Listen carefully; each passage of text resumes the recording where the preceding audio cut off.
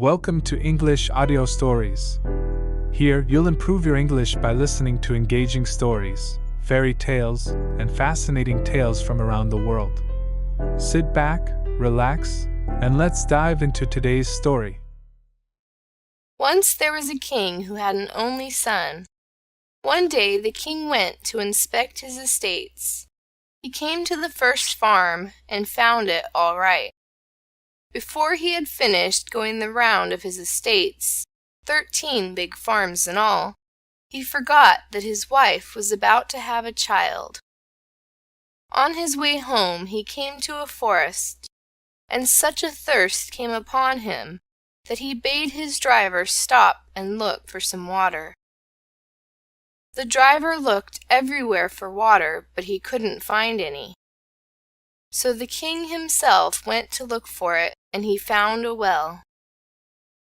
Now, just as he was going to drink, he kneeled down and he saw something in the well which had claws like a crab and red eyes. It seized him by the beard with one of its claws. He had a pretty long beard, and it refused to let him go unless he promised to give it the thing that he had at home, unknown to himself. So he said to himself, "I know everything at home." But he forgot about his wife's condition. By this time his wife had been delivered of a prince, and so the king, without knowing it, had promised his son to the thing in the well, and on that it let him go. When he got home he saw the newborn prince, and of course he was very sad. He remained so for 12 years. The prince asked him why he was so sad, and the king answered, "Because you are sold." The prince told him not to worry about it. He would be able to help himself. The prince called for his horse and started out. He had been riding 5 days' journey from his home when he came to a lake. There he tethered his horse.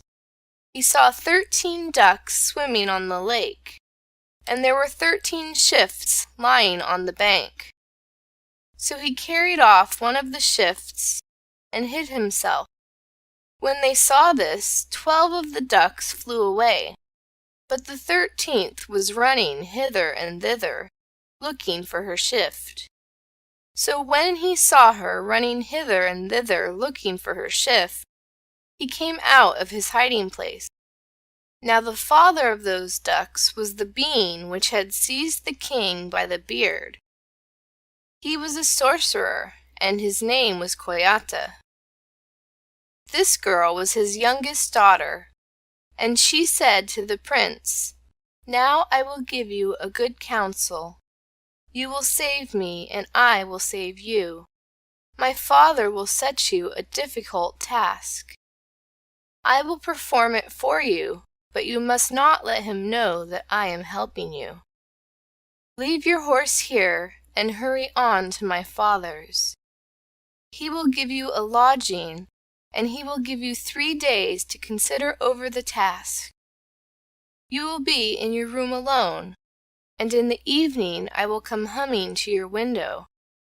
For I shall come to you in a bee's shape, because I can't come in any other way. And you must follow my advice. My father has 13 daughters, and we all resemble one another exactly, and we all wear the same sort of clothes. You will have to find out which is the youngest, but you will have no other means of recognizing me than by noticing a tiny fly under my left eye. So be very careful about it." So it was. The sorcerer called him in, and the 13 daughters were standing in a row. The sorcerer asked him whether he could make out which was the youngest. If he could do so, his life would be spared. So he went the round of them 3 times. But it was as much as he could do to recognize her. But he pointed her out. She was the 3rd from the end. So the sorcerer asked him who had been giving him advice. But the prince answered that it was none of his business. The next day the sorcerer gave him another task, to build a palace of pure gold and silver without using hammer or trowel. The prince was very worried about it, but in the evening the youngest daughter came flying to him again, and she gave him a wand. At a single stroke of the wand, the palace rose up ready built, and it was more perfect than the old one. In the morning he was strolling about the palace looking round him. When King Koyata saw him, he came up to him and stopped. "Who has given you this counsel?" he asked. The prince answered that it was the person who had given him the advice the time before. So the sorcerer set him the third task, and this time the daughter was not able to advise him. She came to him in the evening and said, "I have no other advice than for both of us to flee at once. Otherwise you will be lost, and I too." Now in the evening she turned herself into a horse, and he mounted her and rode as far as the lake. There he found his own horse, and they both mounted it and rode off at full speed.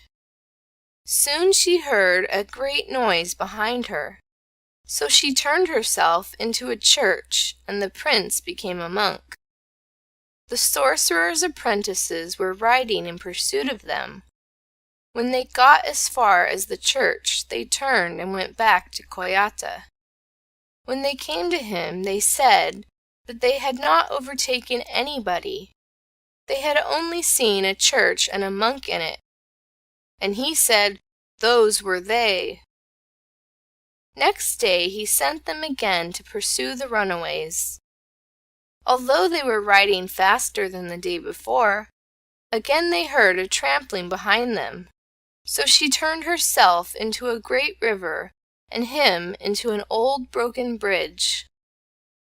Their pursuers came as far as the river and the bridge, and then they turned back and reported to their king, Koyata, that they had seen nothing but a river and a bridge. He said at once, "Well, those were they." On the third day the runaways started again, and made for the border as fast as they could, and soon they were in their own land.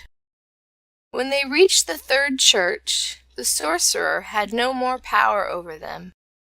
He began to tear his hair and knock his head against the ground, and to curse his daughter for tricking him. So the young king came home, bringing a very lovely young princess with him. His father was very pleased at that.